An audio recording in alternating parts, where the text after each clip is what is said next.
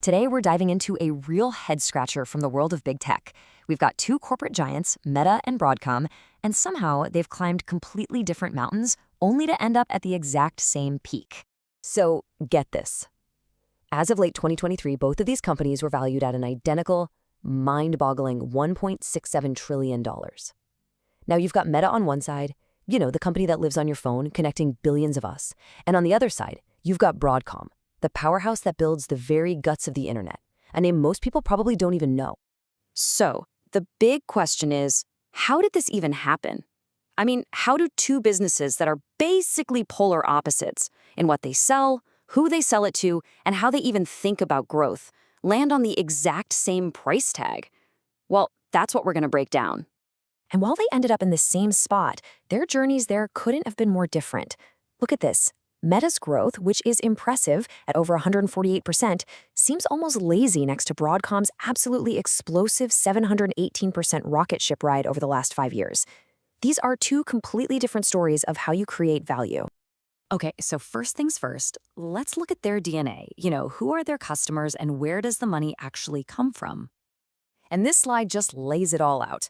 Meta is this massive consumer world. You and I, the users, we're actually the product. And advertisers are the real customers paying for our eyeballs. It's almost all ad money. Broadcom, though, they're the complete opposite. They sell the super-critical hardware and software, the enterprise stack, directly to other giants like Apple and Google.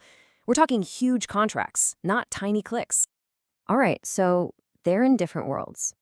But in the cutthroat tech industry, how do they protect their turf? How do they build a fortress around their business to keep competitors out? Well, they use two classic but totally different competitive moats. Meta's power is all about network effects. Think about it. With over 3 billion people using its apps, the value is that everyone else is already there. It's just really, really hard to leave. Broadcom's fortress, on the other hand, is built on switching costs. Their chips and software get so deeply woven into their customers' systems that the cost and the sheer headache of ripping them out are just way too high. Once you're in with Broadcom, you're probably in for the long haul. Now, this difference in their core business naturally leads to completely opposite playbooks for how they get bigger. You've got one company that builds and another that buys. And you can see it as plain as day right here in their revenue charts. Meta's growth is a pretty steady, organic climb. It's all about tweaking its ad business and keeping us scrolling. But Broadcom's chart? It looks like a staircase. And those giant steps up? Yep, those line up perfectly with massive acquisitions like their huge purchase of VMware, which added billions to their revenue overnight. And how do you afford a shopping spree of that size? Well, you use debt. And this chart is just stark. Broadcom treats debt like a strategic weapon, taking on tens of billions of dollars to snap up other companies. You can see that massive spike right there to fund the VMware deal. Meta, on the other hand, keeps its finances way more conservative, with very little debt on the book. Their whole philosophy on innovation is also night and day. Meta spends an absolutely colossal amount of its money on R&D, funding these high-risk moonshot bets like the metaverse. Broadcom, way more disciplined. Their R&D is still huge, but it's laser-focused on creating the next, slightly better version of the products they already sell. It's all about evolution, not revolution. And last but not least, what do they do with all that profit? How do they reward their investors? Again, polar opposites. Meta's main move is aggressive stock buybacks. They buy their own shares to make the ones left more valuable. Broadcom is a classic dividend champion. They're committed to sending a growing pile of cold, hard cash directly to their shareholders, quarter after quarter. So, what we have here are two totally different machines. One builds from the ground up, makes huge bets on the future, and buys back its stock. The other one just buys its growth, obsesses over efficiency, and pays out dividends. So now for the main event. How does the market look at these two completely different stories and somehow come up with the exact same number?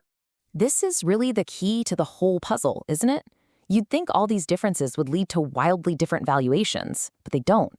And the answer is all about what investors are actually paying for.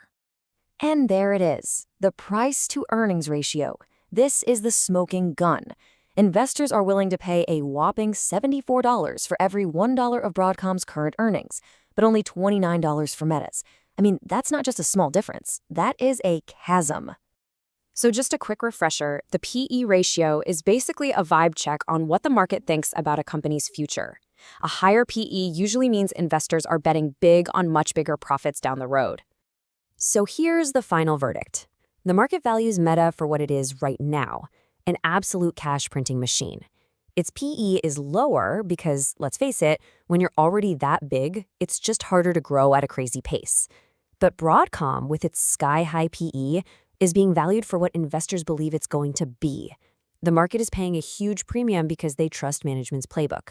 Buy a company, make it more efficient, and watch the profits grow. And this slide just wraps it all up perfectly. On one side, you have Meta, the organic growth engine, a self-funding giant that's betting on long-term transformation. On the other, you have Broadcom, the strategic acquisition machine, a master of buying and optimizing other companies. Two completely different models, two completely different stories that somehow brought them to the same trillion-dollar valuation. And that leaves us with one final thought to chew on. We've seen the two playbooks that got these giants to the top of the mountain, the builder versus the buyer. The big question for you is, which one of these strategies do you think is built to last? Is it better to bet on inventing the future from scratch or on mastering the art of buying and perfecting the present?